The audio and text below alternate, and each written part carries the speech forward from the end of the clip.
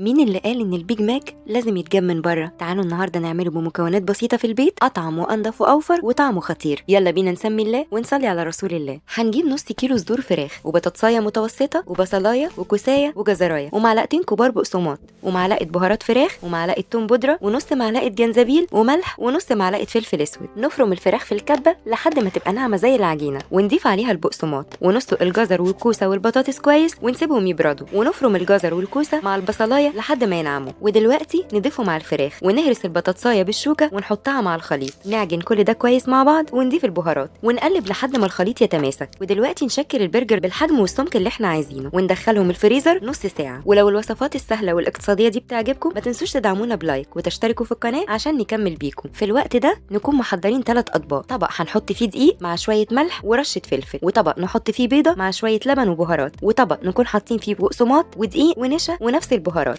نطلع البرجر من الفريزر ونحطه في الدقيق الاول وبعدين البيض وبعدين البقسماط وننزل نحمره في الزيت. وخلي بالك كويس الزيت ما يكونش سخن قوي عشان الفراخ تستوي من جوه وما تتحرقش. وفي الوقت ده هنحضر الصوص سر الطعم الحقيقي للساندوتش: كوبايه زبادي و4 معالق مايونيز ومعلقه صغيره مستردة ومعلقه صغيره بابريكا مدخنه ورشه توم بودره وشويه خيار مخلل نقطعه قطع صغيره وبصل بودره ورشه جنزبيل ونص معلقه عسل او سكر ومعلقه خل ونص ليمونه. نقلبهم كويس. وهنا بقى سر الطعامه: نجيب رغيف عيش كايزر وندهن الصوص وزيني بقى براحتك. وبكده يبقى الساندوتش بتاعنا جاهز، طعمه خرافي واحلى من بره بكتير. ما تنسوش تقولي لي رايكم في التعليقات، حابين الاكله الجايه تكون عن ايه؟